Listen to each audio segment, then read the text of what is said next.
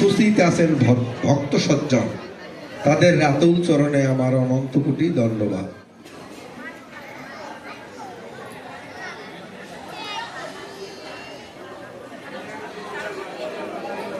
আজকের জন্মাষ্টমী উপলক্ষে আয়োজন করা হয়েছে এই মহতী সভা। মহতী সভায়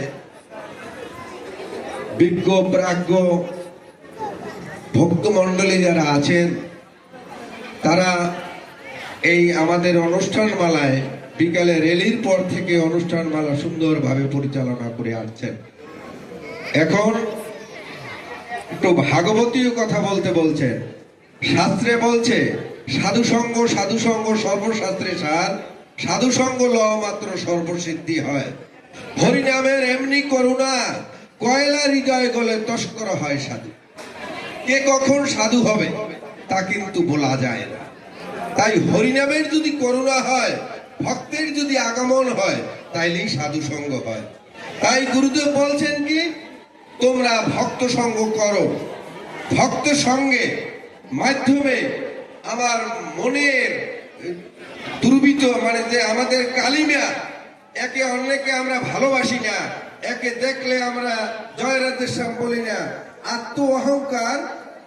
রবি ঠাকুর বলছে আমার মাথা নত করে দাও হে তোমার চরণ ধুলার তলে। তাই আমি আপনাদের কাছে বলি, আমরা যেন কোন ক্রমে আমরা এই কলিহত জীব আমরা সঙ্গবদ্ধ থাকি।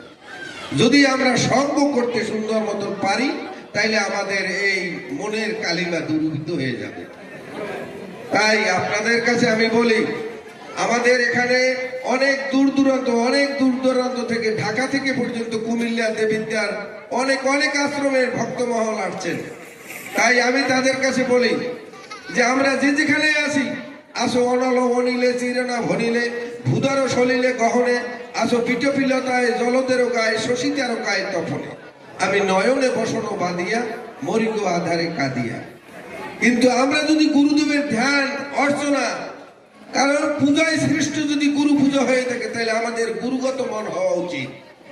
যদি গুরু ছাড়া অন্য কিছু ভাবতে যাই, তখন দেখি অন্ধকার। গুরুদেবের নাম স্মরণ করলে যদি আমাদের সবকিছু উজ্জ্বলময় হয়ে ওঠে, তাইলে আমাদের তো আর কিছু সন্দেহ নাই।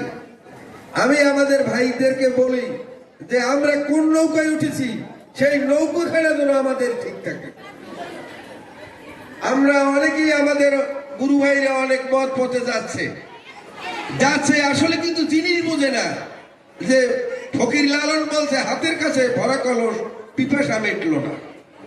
তাই যদি আমরা বিবেকানন্দের যদি জয়গান গাই, বিবেকানন্দ ছাড়া আমরা কিছু জানি না।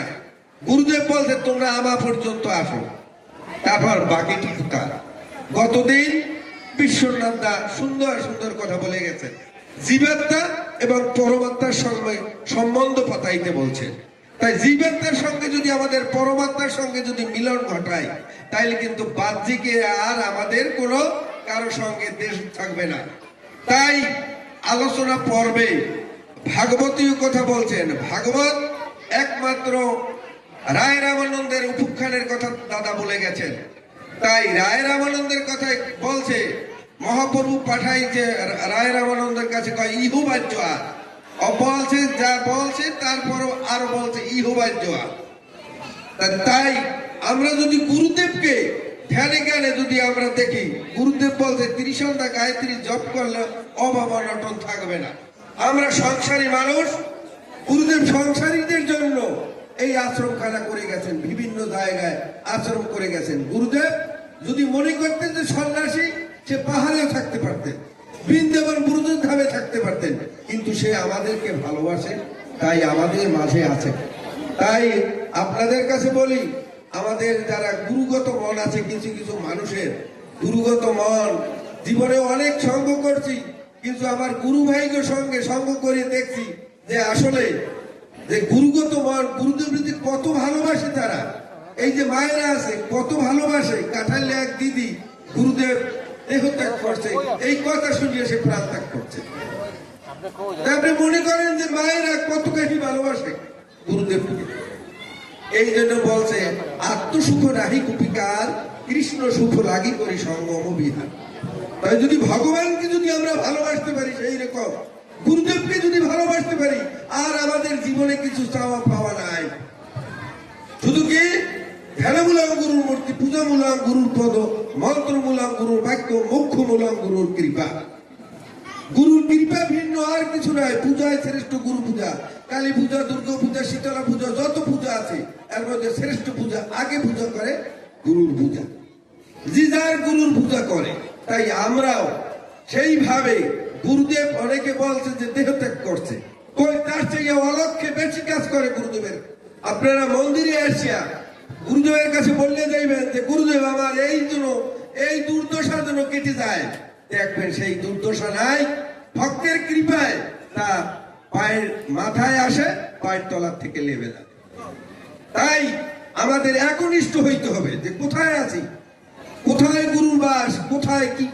এই যে তত্ত্ব আছে, গুরু তত্ত্ব, সম্বন্ধ তত্ত্ব, ভগবানকে ভালোবাসার কত সুন্দর তত্ত্ব আছে, সেই তত্ত্ব কিন্তু আমরা বুঝি না। যারা প্রাজ্ঞ আছেন, এই আমাদের শ্রোতা ভজন আজকের আসরে নির্মল দা আছেন, এই দিলীপ দাদা আছেন পাথরঘাটার, বিভিন্ন জায়গার ভক্তরা আছেন। আমি তাদের কাছে বলি, আসলে আমাদেরকে ছোটকালে আমাকে নিয়ে নিয়ে সাধুসঙ্গ করছেন। আসলে সাধুসঙ্গের জিনিস কি? গুরুদেবের কাছে বললাম যে গুরুদেব আপনার কাছে তো জোর জুলুম করিয়ে থাকি, আসলে আপনি তো ইচ্ছে করিয়ে রাখেন না। যদি আপনি না রাখেন তাইলে তো থাকতে পারি না। তাহলে গুরুদেবকে যারা ভালোবাসে, সে গুরুদেব বিনে আর কিছু জানে না, গুরু বই আর কিছু জানে না। সখীরা ভগবান ছাড়া কিছু জানতো না। এই জন্য বলছে আত্মসুখ নাই গোপিকার। গোপীদের জীবনে কোনো সখী বিনে আর তাদের কোনো অধিকার ছিল না। তাই আমি আপনাদের কাছে আবারও করজোরে মিনতি করি, আমরা ত্রিসন্ধ্যা গায়ত্রী জপ তপ করব। জপ তপ করলে যদি সংসার সুখের হয়, অভাব অনটন না থাকে, তাইলে 3 বার সন্ধ্যা নিকট। শোনেন, আজকের অনেক মানুষ আমাদের এই আশ্রমে আশ্রিত হয়েছেন, ভালো।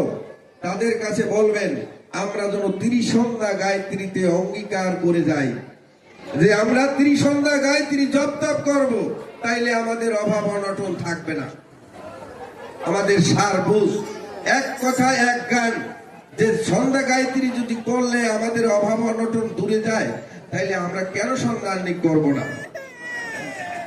তাই আপনাদের কাছে আমার অনুরোধ, আমরা সম্মিলিতভাবে, আমি আর বেশি সময় নেব না, তাই আপনাদের কাছে আমি অল্প একটি কথা, উপুখ্যান আছে ভক্তমাল গ্রন্থে, উপুখ্যান আছে ভক্ত সঙ্গ করলে কি হয়। ভক্তমাল গ্রন্থে আছে যে ভক্ত সঙ্গ করলে ভগবান অনায়াসে বৈকুণ্ঠ ধাম লয়ে যেতে পারে। তাই ভক্ত সঙ্গ করতে হবে। তাই ভক্ত সঙ্গ যদি আমরা মনের কালিমা থাকে, কত দূর দূরান্ত থেকে আসছি, ভক্ত সঙ্গ করলে এখানে আজকের যে অনুষ্ঠান মালা কত সুন্দর দেখবেন, আর কত সুন্দর গোপী বেশে আরতি করে। গোপী প্রেম এ হলো সর্বশ্রেষ্ঠ। রাধা কৃষ্ণ ভজন তত্ত্বে গেলে গোপী প্রেম আগে। গুরুদেব সখী বেশে রয়েছেন, কিসের কারণ আমাদের বুঝতে হবে।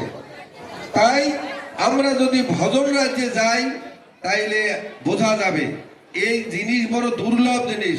মনুষ্য জন্ম দুর্লভ জন্ম। এই রাধা কৃষ্ণ ভজন করতে হলে পূর্ব জন্মের স্বীকৃতি থাকলে বিষয় ছেড়ে হয় বৈরাগী। পূর্ব জন্মের স্বীকৃতি না থাকলে কিছু হয় না। তাই আপনাদের কাছে আমি অনুরোধ করি, এখনই আমি ভাগবতীয় কথায় পুষ্পাঞ্জলি দেব, এরপরে তুলসী আরতি শুরু হবে। যারা